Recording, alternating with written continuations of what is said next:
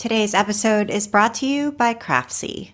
Whether you're new to making or looking to advance skills in a favorite hobby, Craftsy is the place to learn. With over 1,500 classes, there's something for everyone, from knitting and sewing to baking and cooking, gardening, embroidery, quilting, and more.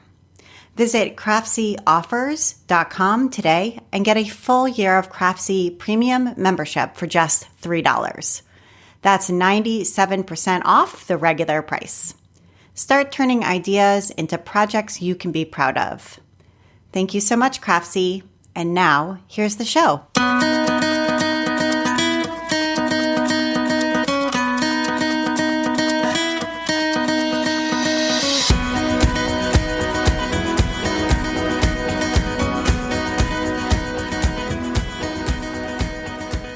Welcome to episode 211 of the Craft Industry Alliance podcast. I'm Abby Glassenberg.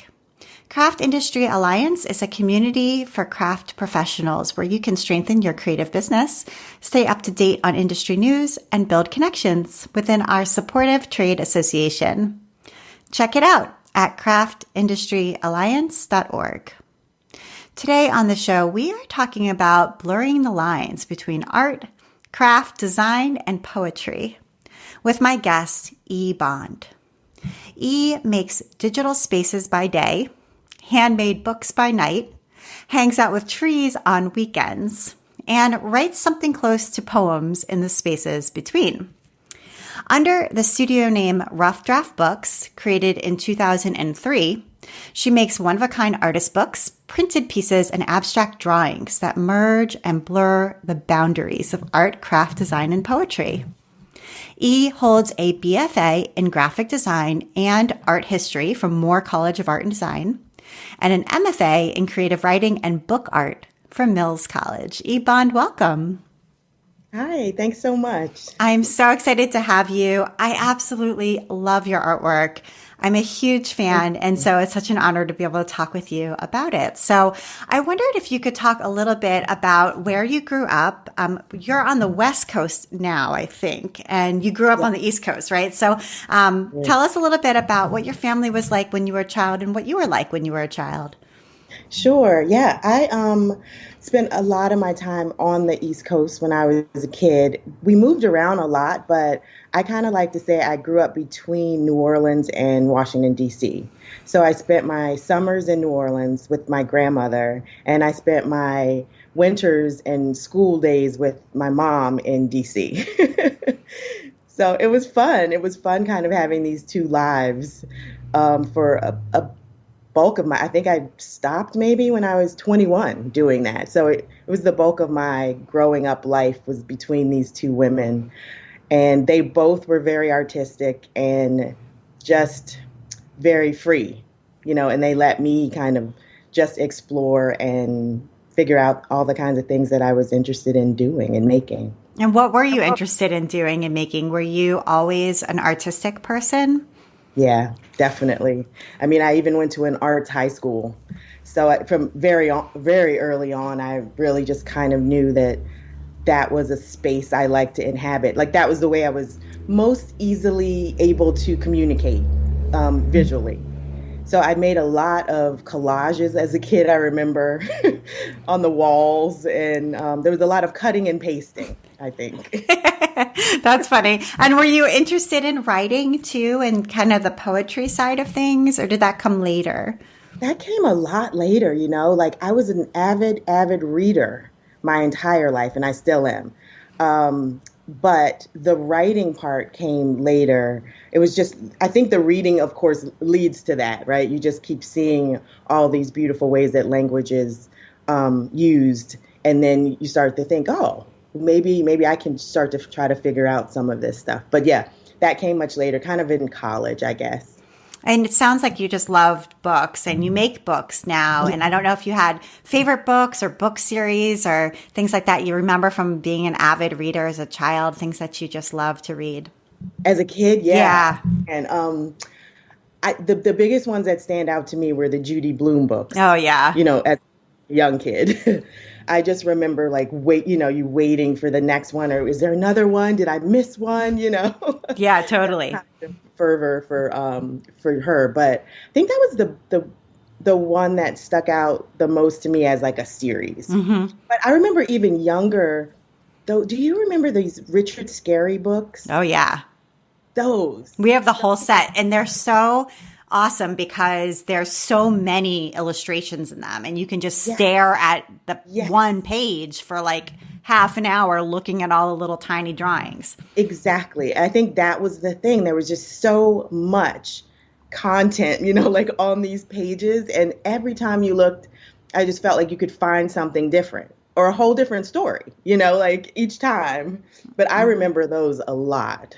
Yeah, it's funny how the books and illustrations in books that are around us, or even art on the walls when we're a child, like Mhm. are just ingrained in our memory. So, yeah, it's It's so true. interesting. Yeah. I remember my grandmother there just would be stacks of books and magazines everywhere. So I feel like there was just always ample things to read or explore. And I think that definitely shaped me, just always thinking about like having things around that would inspire, in Uh-huh. some way that you don't even know yet because you haven't even opened it. But the fact that it's like there. Yeah, absolutely. Okay, so you went to college and it sounds like you were artistic. You realized this about yourself, that you express yourself best through making art. Right. And so tell us a little bit about what your college years were like.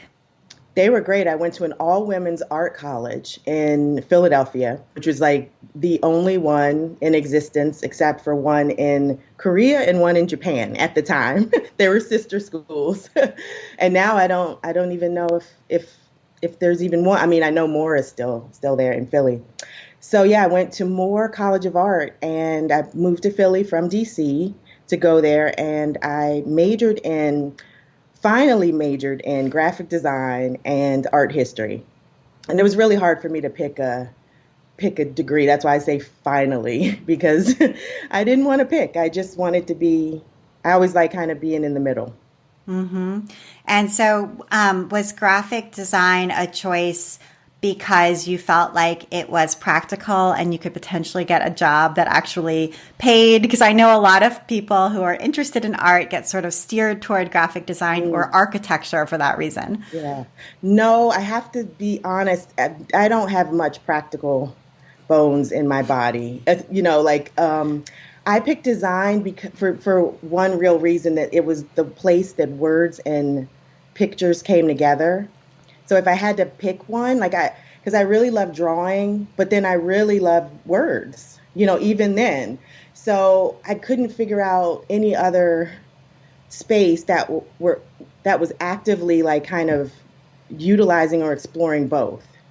So I just figured, okay, it's got to be this one because this way I can learn about type and I can learn about how to use words and then I can still like get some drawing in there and, play around with images. Right. Yeah. And when you were in school studying graphic design, was that, I don't know exactly how old you are, but was that sort of in the computer sort of age of graphic design and the Adobe suite, or was that prior? Oh my gosh, I was like kind of in that precipice of we were still learning all the hand skills, like painting letters with gouache, like hand painting letter forms, and then also learning Photoshop.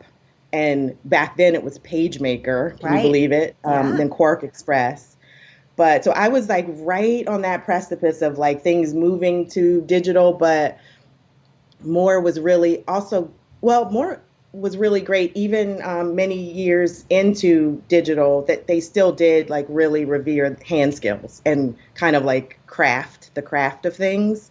So luckily, I learned that part too. Yeah, I do feel like it's lucky because I think if you go to graphic design school now, you kind of miss Yeah. out on that piece. No, it's so true because I mean I ended up teaching for Moore for many years and it you could see how they really fought to try to keep some of these hand skills within the curriculum.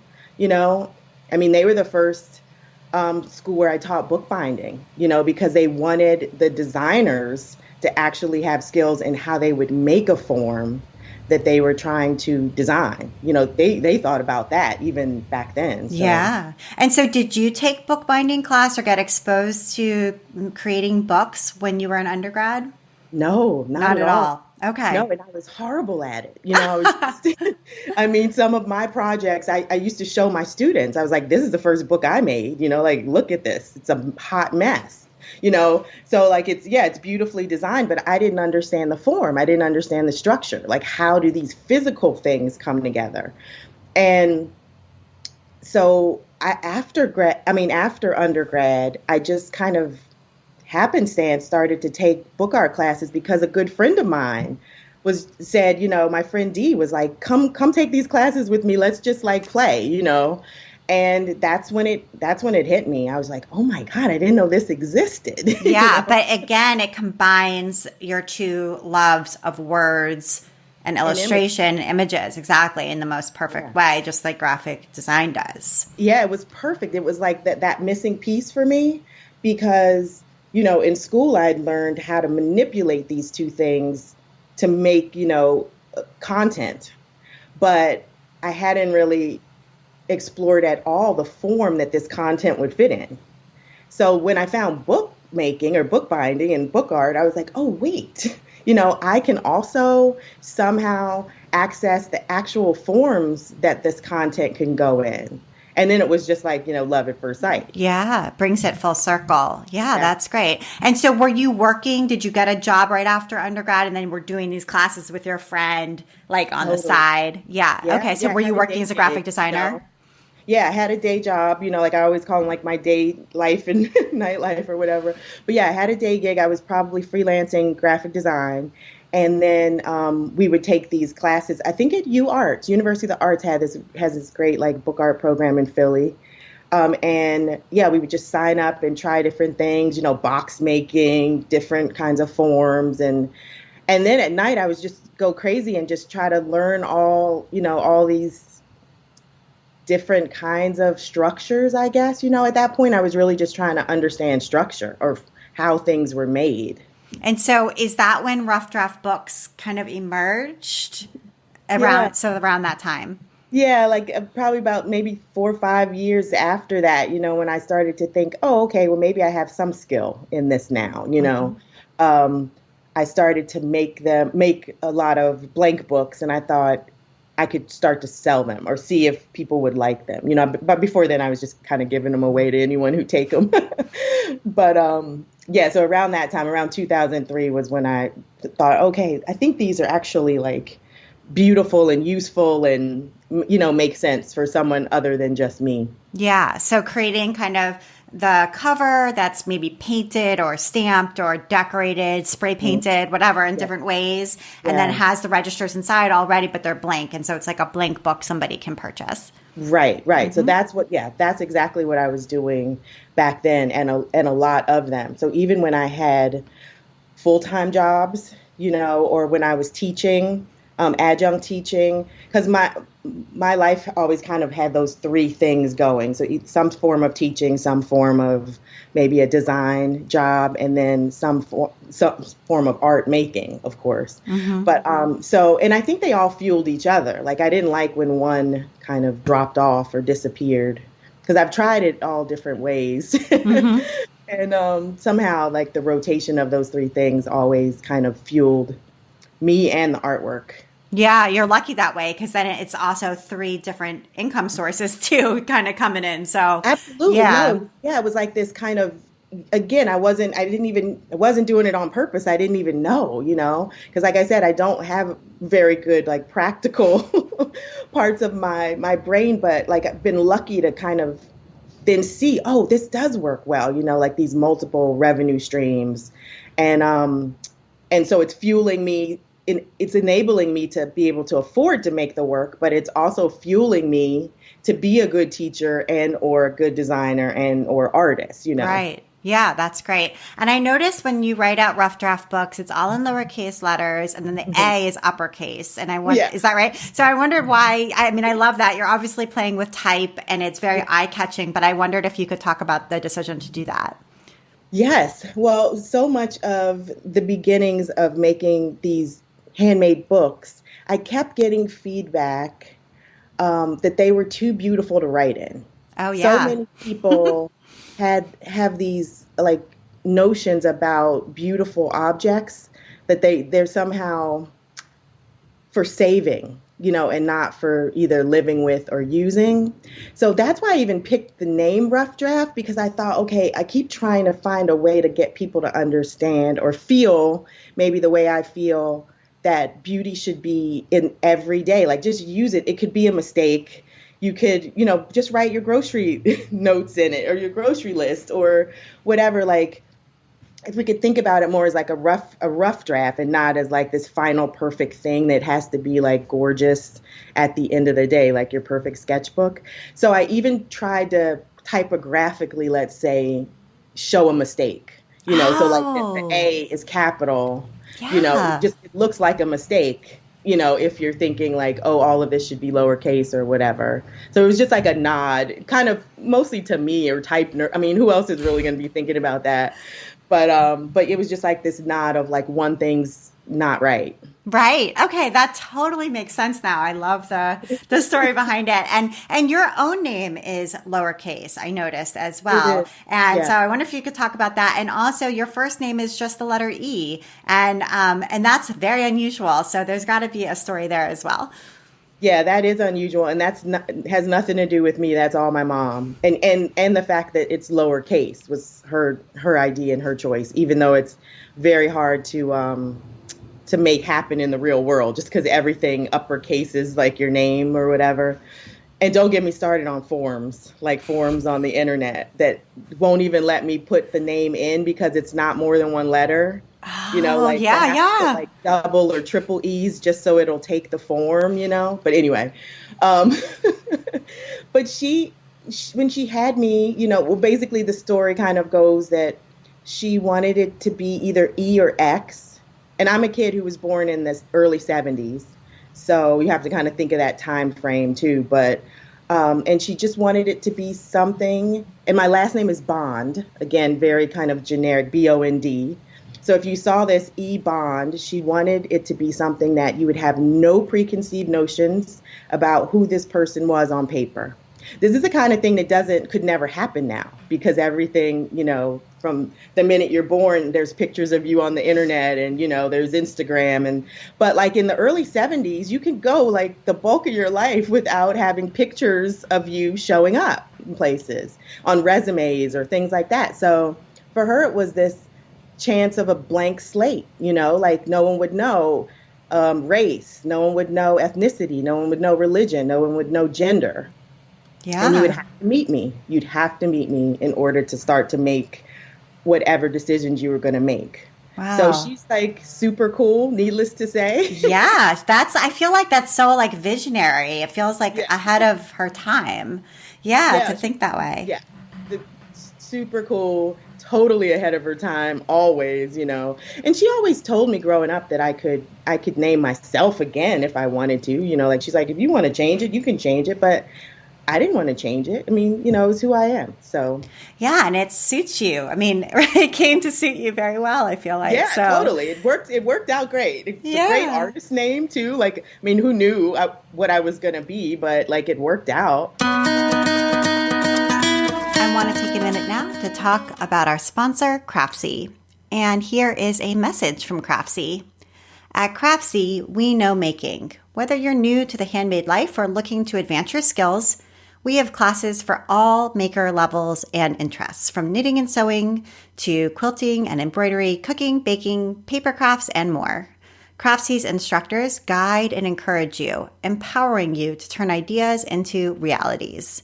And they have an exclusive offer for Craft Industry Alliance podcast listeners. Right now, you can get a whole year of their premium membership for only $3. Visit craftsyoffers.com to sign up, and the discount will be automatically applied at checkout. For only $3, you'll get a full year of access to over 1,500 premium full-length classes. It can be challenging to know where to go to learn new things, especially when you're an absolute beginner. Craftsy instructors help build strong foundations as they teach, setting you up for success and helping you fix mistakes as you go. Their enthusiasm and strong teaching style make learning accessible to all. If you're an experienced maker and looking for new challenges and fresh projects, Craftsy is for you too. From perfecting your fondant skills to tackling complex stitches, from eye-catching garden design to next steps in sourdough, Craftsy has advanced classes in all crafts from instructors who are experts in their field. With over 1,500 classes, including downloadable patterns and recipes, Craftsy has a class and a craft for everyone.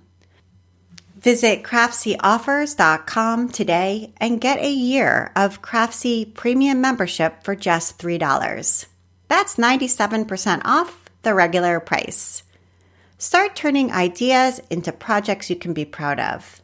Get this exclusive offer at CraftsyOffers.com. And now, back to my conversation with E. Yeah. Okay. So how did you get the teaching job? It was back at the college where you studied. Yes. And I think that teaching at a college or at the college level is really kind of a dream for a lot of people. So I wondered did you just apply or did you have a connection or? Again, it's another one of these, I just call them like these gifts, that happen in life where something just aligns. So I was recently out of undergrad. So I was very young when this gift happened, maybe 24, 25. And my department chair, called and was thinking she had this visionary idea about making designers learn hand skills. She's like, I heard you've been doing a lot of bookbinding and stuff like that. And I really want the students to have these skills in order to present their work better. And would you want to teach a class? And I was like, scared to death. I was like, no, I do not want to teach a class. I don't know what I said. I don't know how. Yeah. Yeah. I was like, no, absolutely not.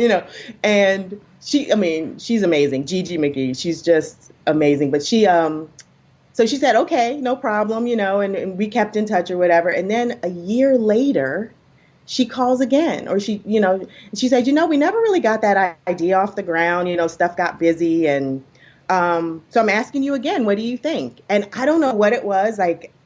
Of course, I was not very old at the time, but something just clicked in me that said, you don't get gifts like this more than once. So just try it. Just try it. You never know if you're going to love it, hate it, or whatever, but at least you'll know. And so this time I said yes. And then I said with a caveat, could I team teach the class with my friend and fellow alum, Dee Collins, who was also learning and really becoming this amazing bookbinder. And she was more on the conservator side of bookbinding. So she was learning that kind of structure. And something in me just thought, the two of us together, me with my more freeform binding and also the design stuff, and then Dee's conservator stuff would really be a cool mix for young people. And they said yes. They were just sure, let's try it, And then it went on for 7 years later. It was just one of the most popular classes, and we were having huge groups of people sign up for it, and it was so fun because it ended up not being just for designers anymore. Everyone was signing up. Photographers were signing up, textile designers, fashion designers, painters.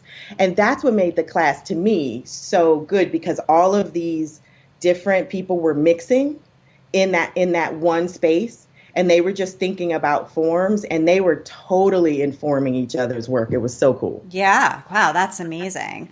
And so I know you've worked for your day job. We talked about how you have these three different parts, the teaching and the art making, and there's the day job as a graphic designer. And I know you've worked for some really well-known companies as a graphic designer for The Gap. I saw some of the campaigns that you've made, and for Anthropology, which has got one of the most beautiful visual brands, I feel like, of the bigger companies. Yeah. Yeah. So talk a little bit about that side of your life and your professional world.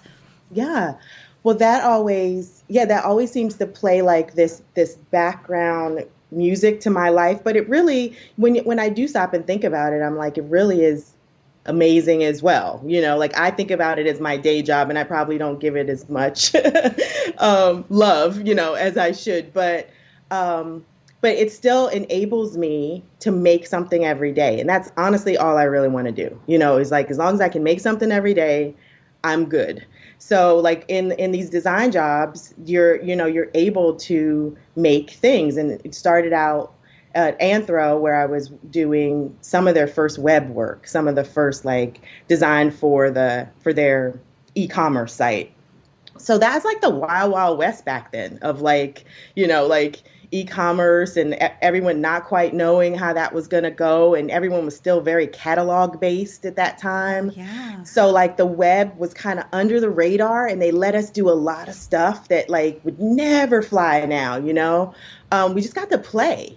And so that job really was amazing for me because I really just played. I got to draw, like literally draw and on the site, so things weren't so templatized and stuff now because, now people know like that's where they generate their money. But back then they were just like, oh, just give anything a shot. We'll see. Yeah. Yeah. It's almost like in like newspapers where like all the main real focus was on the print publication. So whatever the web team was doing was like, supplementary and just let them do whatever. Totally. They're like, just let them play around in Flash or whatever the program was at the time, like, let's see what goes down. And so I think it was a really fruitful time for me artistically because, well, at least with Anthro, our styles kind of matched. And that doesn't happen a lot as a graphic designer, I have to say. Like you don't necessarily ever work for a company where your personal aesthetic kind of matches the aesthetic of the brand. In fact, that like kind of never happened. So that was just like a fluke. A lucky fluke that somehow we liked a lot of the same principles of design, like the idea of the handmade, the idea of imperfection, the idea of textures and kind of rougher things as opposed to slick or bold, So that was just lucky. And then like with other brands like Gap, let's say, like that wasn't so much the case. Like, they're very different from Anthro, but it's still that same idea of getting to use the muscles of problem solving and, like figuring out words and images, which I just still really, really enjoy. Yeah. And so do you still have that day job going? Is it with one of these big companies? Are you freelancing? What does your day job look like today?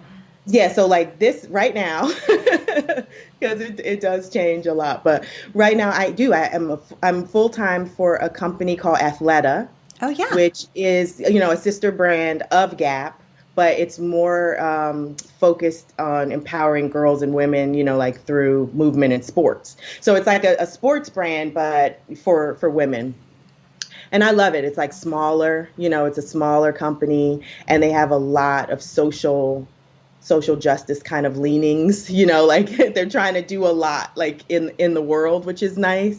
So some of the projects are more varied and more, fun to do during the day. Yeah. And also really supportive, I have to say. Like it's nice when you find companies that are also really supportive of your other life. Right. In other words, they're not like, oh, you're spending time on your own business outside of this, and we don't really want you to be doing that. Instead, they're like, you're an artist, make art, and they want you to do that. That's great. Right. And on some level, I think companies probably have to understand that, especially if they're creativity based, that you have to foster that in people. If you want good work, like if you want good work for your brand, then you kind of have to foster that in the people, and that can't be their sole outlet, because if not, then everything just starts to look alike. Yeah. Okay. So on the art front, you have a website where you're selling your books, and I think you're selling them on Etsy, right? Is that Oh no, not anymore. I brought it all kind of Okay, in-house. in-house. So Okay. it's all like, yeah, it's all on my site now. Got it. And you're sharing on Instagram. Yeah. And I wondered, I know I want to talk about Glyphs, which is your fabric line, which Oh is yeah. just incredible. But I Yeah. wondered how that came about. Like, how did you connect with the folks at Free Spirit? Did they just see your work on Instagram? Did you meet them somewhere? Or how did that sort of connection happen? Yeah. Yeah. Again, those small gifts, right? Like they just kind of flourish into these like amazing opportunities. I think it was sometime during the early on during the pandemic, like the first month or so, when everyone was just not knowing what to do, And I think, oh yeah, I'm trying to remember what happened. Yeah, so there was my cousin is an avid quilter, like she's an amazing quilter, Sarah Bond. Yeah. And so someone had maybe seen us talking on Instagram or something back and forth. So one of her friends then starts to follow me, who's also an avid quilter and like this amazingly successful quilter. And so she says to Sarah, she's like, does your cousin make fabric or something like as simple as that? She's like, she should make fabric. I mean, I want to use her fabric.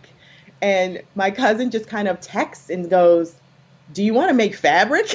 Like out of the blue. Like, I mean, just like, I'm like, what? And I was like, yeah, I always thought about that, but I never really researched it enough to see like, how does that happen? But anyway, so this long story short, the friend of Sarah, Victoria, says, I want to connect you with this fabric company. I'm working with them. Is And this you Victoria Finlay Wolf or a different Victoria? Yes, Okay. Victoria Finlay Wolf. Okay, so that was her friend. So she was the one who said, I want to connect you, with Free Spirit. Yeah. Okay. She's like, I'm working with this company, Free Spirit, and I think you should work with this company. And I said, well, that's really kind of you if you want to introduce us, and I'll let you know how it goes, because we were just getting to know each other too. And so, I thanked her, and she did exactly what she said. She introduced us, and the rest is history. I'm already doing the second collection. Yeah, wow, that's great. And I love that people are willing to share their connections and help one another when they see something beautiful to make that come out into the world. So that's me too. heartening. Me too. And I just feel like it is such a gift. And it's like the kind of thing you have to like pay forward, like help the next person, because it's the kind of thing where, that probably would have never happened without her just saying, because our paths just wouldn't have crossed. I wouldn't have crossed with a fabric company or with a quilting, kind of community, in that way. So yeah, sometimes it's just about like one person making the connection. Yeah. And I also think it wouldn't have happened if you hadn't been sharing your artwork on Instagram, because it sounds like that's where the initial conversation with Sarah happened, et cetera. And so I wondered if you could just sort of talk about how you use Instagram and your approach to Instagram and thoughts about putting your work out there in that way. Yeah.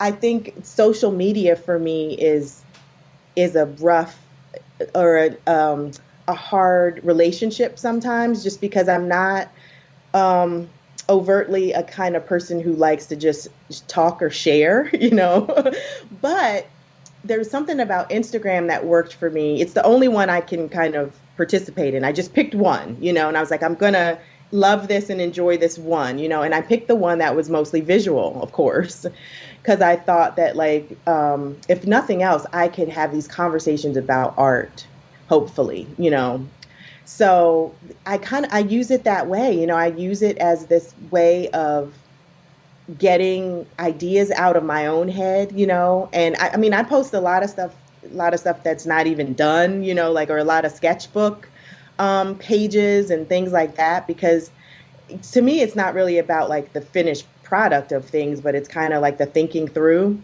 And Instagram is nice for that, I think, because it has also inadvertently for me become this record. So I can use it to go back and say, oh, okay, well, in in 2020, at this point, I was thinking about shape in this way. Or, so it's become this really amazing tool for me, I have to say. And I did not know that was going to happen. It's almost like a document, another sketchbook, so to speak. Yeah, and I love that you have an idea of the kind of conversation you want to have, a conversation about art. And it's not about showing finished, gorgeous, perfect objects, but it's about process and your thought process, what's happening in your mind as an artist.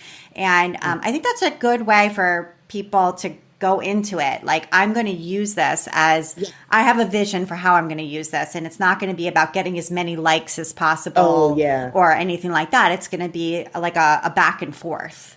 I think that's a really good point, what you just said, to have a vision going in and to use it as a tool. Like, if you just think about it as any other tool that you would use in order to make something, then that's what you do. I mean, that's the way you will kind of approach it. Like, I think that especially as an artist, like I need to use it as a tool for conversation, for exposure, for communication between like kind of people, like it's nice to be like, oh, wow, that person is also thinking about this. That's really cool. Or look at how that person is doing this thing. I think it's also, useful in those ways. Like, I don't have any need for it in other ways, like in personal ways or in, so I think it's just like deciding what you need the tool for, just like anything else, the computer or the, X-Acto knife or whatever. A tool is perfect for its job, Yeah, that's great. That's a really great perspective. And so I want to talk about this fabric collection. There are 16 prints. It's called Glyphs. And each one, I have to tell you that I love this fabric collection more than any fabric collection I've seen in I don't know, years. I mean, it is so beautiful. I showed it to my whole family and I just love it so much. So, are you a quilter? I make some quilts. Awesome. I love, I didn't. I mean, I mostly sew stuffed animals, but I do make some quilts. But I love abstract art. I just love it so much. So each of the prints is named after a Black woman writer. And I just wondered if you could just tell us a little bit about it, how you made it. And you're not a quilter, so it's interesting. No. But you managed to make such gorgeous fabric. So just tell us a little bit about it. Yeah, thank you so much. And honestly, I feel like I'm very outside of that community, and I'm learning so much more about it, like through my cousin Sarah and Victoria and all these people who are so kind enough to kind of like open the door, to this world. So so you have to understand, like, for me, this is just a drawing project. This was just a drawing project for me that kind of manifested into fabric. Which again is another thing I love about kind of just being open to whatever the product is fine. Like, not worry about that, but just kind of be in the process of the making. So I had just been kind of on this tear for years about shapes, but also language. I kept trying to figure out, or think about, kind of roll it around in my head, this idea of the inadequacies of language and what would happen if we kind of rewrote, the alphabet, let's say. What would happen if we started to think about maybe what was missing in what we use as language in order to be able to express ourselves maybe in a more fuller way. And I mean, I started, oddly enough, I was reading Carlo Rovelli, he's a physicist, but again, it's always these weird connections. But he was just talking about like the inadequacies of grammar and like how sometimes you can't experience a thing that you can't talk about, and how things, one informs the other. So anyway, a lot of this was just rumblings around like what would alphabets or glyphs or the beginnings of language look like, like in my world, in my head, if I were rebuilding this entire amazing thing called the alphabet. So that's how it all kind of started. So what led me then to the women was personal. So it was this idea of, like I said, I've been an avid reader my whole life. So I started to ask the questions of like, well, what were the beginnings of my language? What are the beginnings of how I started to understand the capacity of what language could do?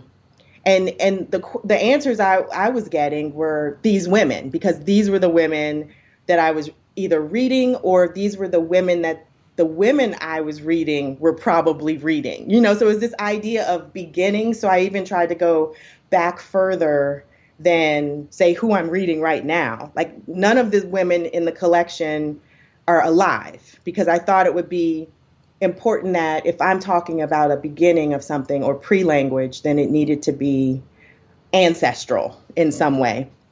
So that's how I got to the naming then of the collection for Black women writers and poets, because I thought, well, these are the people who taught me like the extraordinary abilities of what language could do. So if I'm trying to like unravel maybe what it doesn't do, but these are the people who taught me what it could do and how amazing it could be. So yeah, that's kind of where it all started. And when you submitted the initial artwork to Free Spirit for them to look at, like the collection together, I wondered if they had provided you with feedback, or whether there was like a learning process for you, since this was the first time that you'd gone through this, and what kind of things that you learned through that. Yeah, it was a learning process. Luckily, I think in the very beginning, I sent them so many things. And so they were really helpful in helping me cull it down and making it feel like a collection. Because I even remember, I think we started with, they really loved all my colorful stuff, because I do tend to work in really, really bright colors. This is kind of an outlier for me, that this collection is mostly black and white. But there was something about, I think they actually even sent me 2 decks back, and they said, here's this kind of black and white thing that's happening over here that we can use maybe for like another collection down the line. And when I saw it, I was like, no, that has to be the first one. I was like, that has to be it.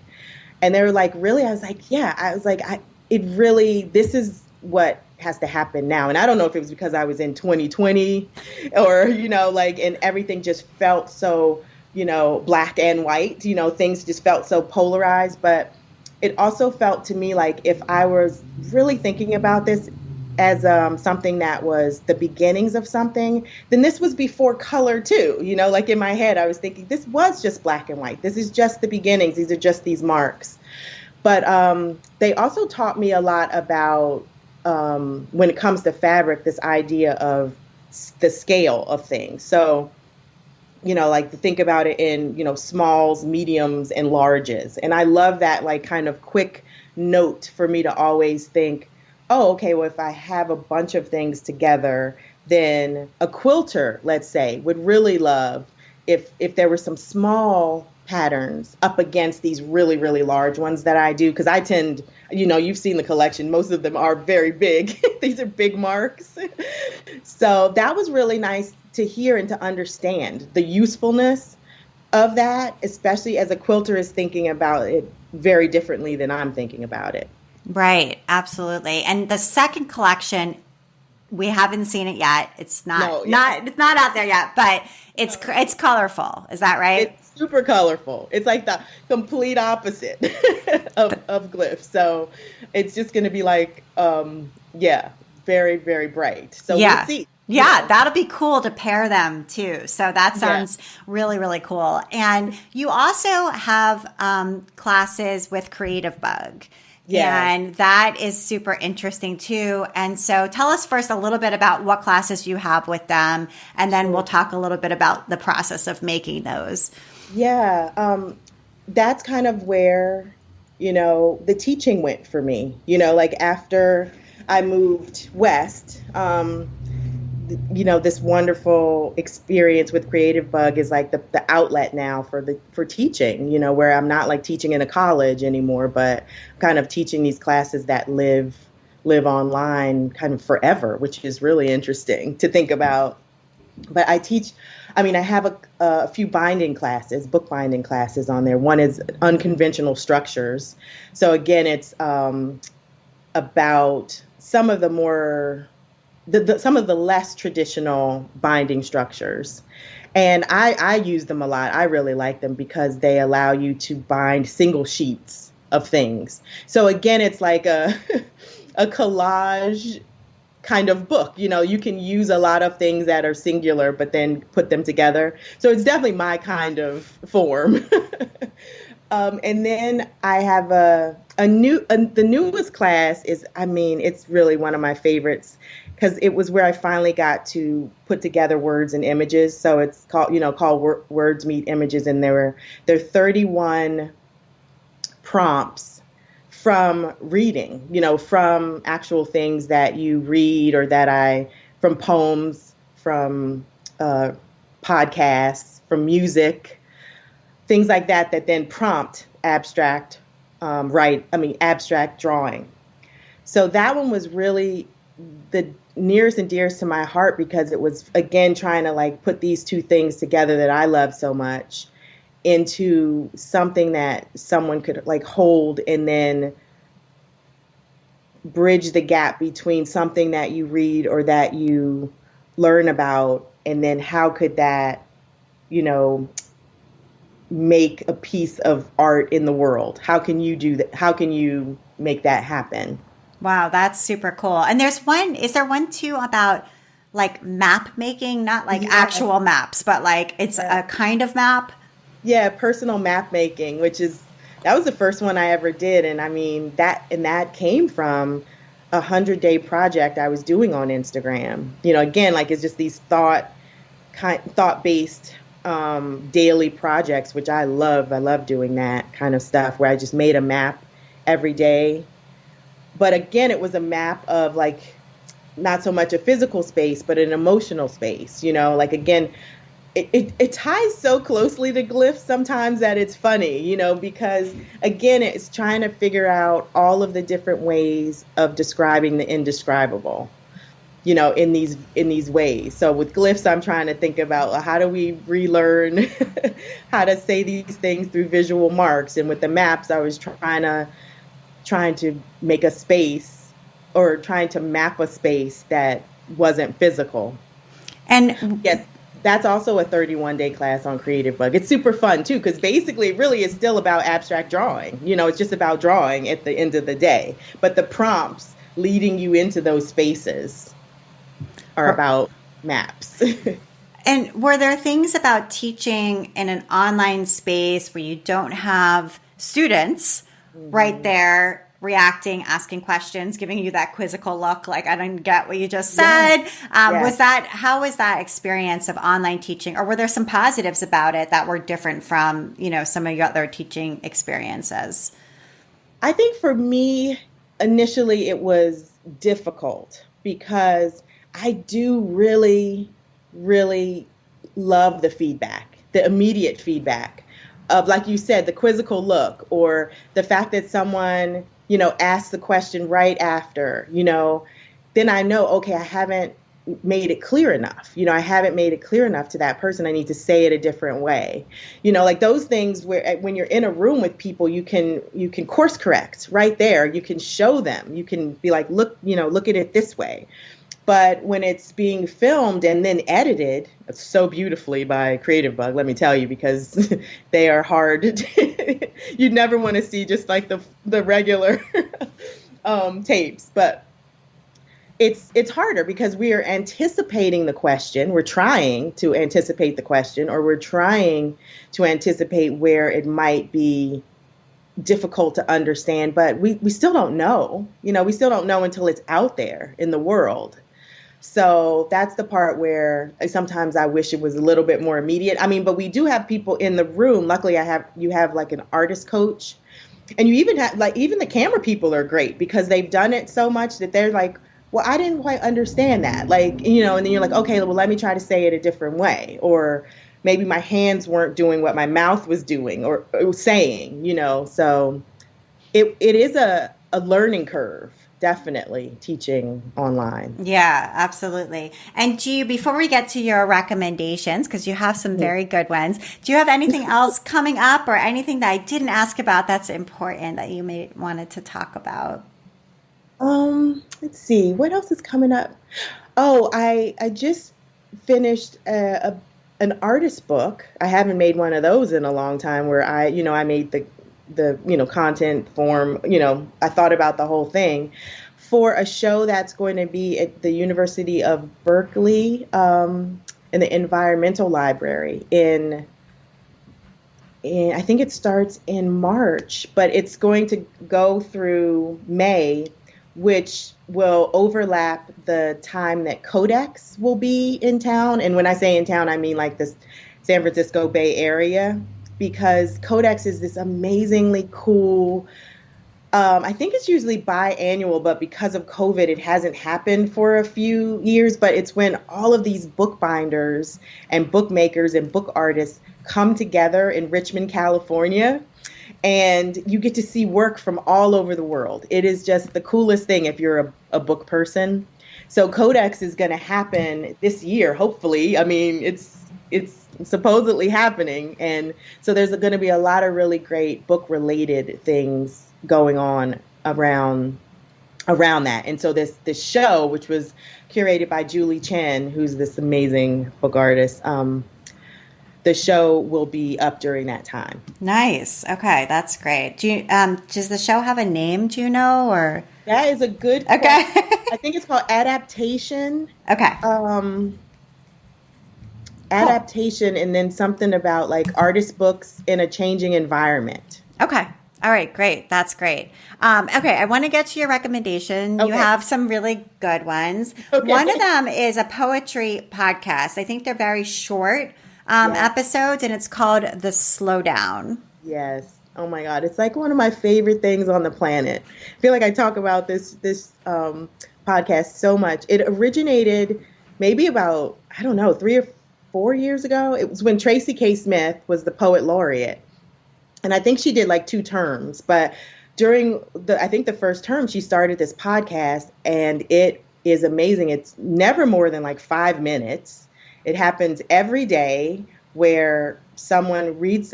It's not Tracy K. Smith anymore. It's Ada Limon, who is equally as amazing at this. She's so amazing. But she just talks a little bit about something. And when I say something, it really is just this beautiful rumination on something amazing that then leads you into the poem she's about to read. And then she just reads the poem, and that's it. It's just amazing how inspiring it is. But also, I used to try to wake up to them, like listen to them like first thing in the morning, because it was just such a nice way to enter the world. And then you could just go on. That's wonderful. I'm totally adding it to my queue. It sounds fabulous. And I think I appreciate that recommendation. Another one you wanted to recommend was Natural History, the Ultimate Visual Guide to Everything on Earth. This is a book. Wow, that's quite a statement. Isn't it? It's like insane. And it's huge. It's like this really thick book. And I got it not really knowing much about it, but the book that I was making for the show I just talked about, Adaptation, I was doing a lot of research about how do we adapt as humans, and how do we not adapt, which led me into a lot of thoughts about extinction, like what happens when things go away. So I was, trying to just get some information on this, and this was a really visual book.